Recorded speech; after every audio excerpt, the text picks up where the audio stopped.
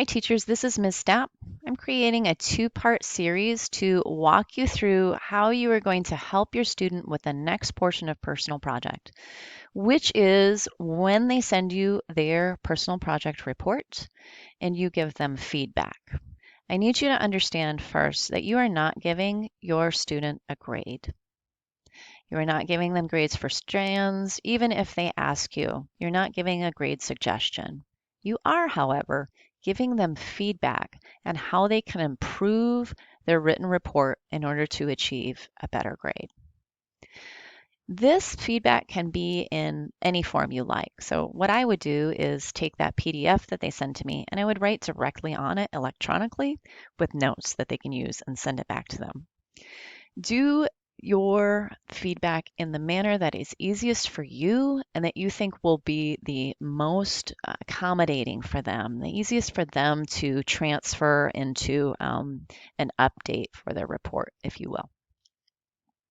All right, that said, I also want to thank you. The students have told me how accommodating you have been as far as time and how gracious you have been with your support throughout this project. I don't know if you understand how critical this has been, especially this year. And you've provided, again, personal project support as well as some emotional stability that they all needed. And they've told me about it. So thank you from myself and from all the students for all of your time and all of the caring that you've put into their support during personal project. All right. Understand that this video series is in two parts. The first is a quick overview and intended for those teachers that have really done this before and are familiar with an IB rubric and the command terms. The next one, even if you are a seasoned teacher, if you want to go through, the next video is on a task-based clarification type rubric. And I'll go a little bit deeper into what these command terms mean and how we pick apart each one of these strands.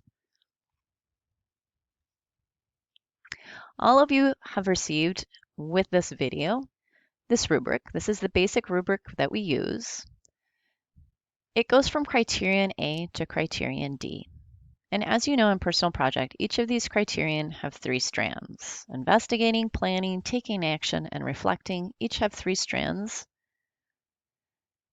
And then the rubric shows you the difference between a 1-2 level of this strand all the way to a 7-8.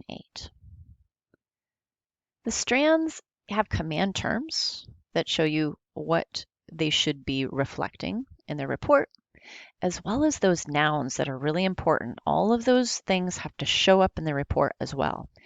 It has been difficult for the students to understand that they can't skip over one of these, or if they overlap, they don't have to explain that this is global context and this is goal. So make sure that you can easily find each noun and that the command term is reflected. And if not, give them feedback about what is missing and what they can do to, make that report better and more clear. I do want you to understand again that this is a tough year for kids. So if you see that they've done something well, will you please let them know that? It's important that they feel that that they've done a few things right because this has been an overwhelming project this year, especially. All right, we're going to look at this strand A on a 1-2 level all the way to a 7-8 level and make note of the differences. First, let's read what this strand encompasses. Overall, it says, define a clear goal and global context for the project based on personal interests. At a 1-2 level, the command term, this looks like a statement. So it's just a sentence probably of the goal. They've introduced the global context. They're supposed to also let you know about that exploration. So within that global context is a narrower exploration, and they might have named that. You can see that the project is based on personal interests, but for a 1-2, it's limited in depth or accessibility, so it doesn't have a lot of explanation or example. Students that have written this on a 7-8 level, you will see that this is developed instead of stated, developed. And we all know for develop, that needs to include that evidence and example, more comprehensive, more depth. So we've got evidence and examples of a clear and highly challenging goal. It's been difficult for my students to understand how to articulate things that are challenging and excellent. And you're going to see this come up again and again in each strand. And we've explained that the students can do this in a number of ways. For challenging, they may have layered up that goal. So you can see that they have research, they have an action, and then they've packaged their information somehow that they can share it with people outside of themselves and make an impact. That does show a level of challenge. The other things they should be able to articulate here is that they had a certain skill set. Their baseline skill set was at one point when they started this project, and they needed to acquire a lot of skills, and they can articulate what those skills are and master those skills in order to successfully complete the goal. So they should talk about the baseline all the way through developing skills and how those helped them meet their goal to a mastery level. The other thing they have done to show the difference between challenging and non-challenging and excellent and basic is that they've created rubrics. So if they talk to you about a rubric and say, see appendix for rubric, you will go to the appendix for support. But they should articulate again in the writing that they have created a rubric to help them understand the difference between meeting these, what am I trying to think of? skills at a low level, all the way up to what these skills would look like at a mastery level.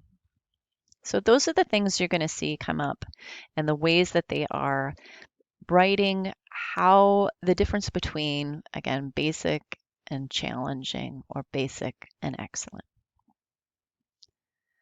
Beyond that, they've stated the goal in the global context. Remember, we're looking for a exploration here as well, a little bit narrower. So under those 6 categories that are the global context, say under globalization and sustainability, they've chosen a narrower topic, and they're able to tell you exactly what that means to their project. They cannot leave out this personal interest. So there should be a portion, a paragraph, or something within this A1 that talks about their personal interest and how that sparked the idea for this project. Again, this is not going to be a statement for this 7-8. It's going to be developed. All of these, they will develop their discussion on the goal, the global context, and their explanation of the personal interest and ties to their project. Okay. That is the same kind of method you're going to use to look at each of these strands. Please look at the command term and make sure it's fulfilled in the writing. Look at each noun and make sure they have addressed that as well. And the other thing I need you to understand is they do not have to organize this by headings that say A1, A2, or A3. They may have other descriptor headings. However, I have told students that they should be aware that this is being graded by somebody looking at this rubric. And if the grader cannot find it, they will probably not get credit for it.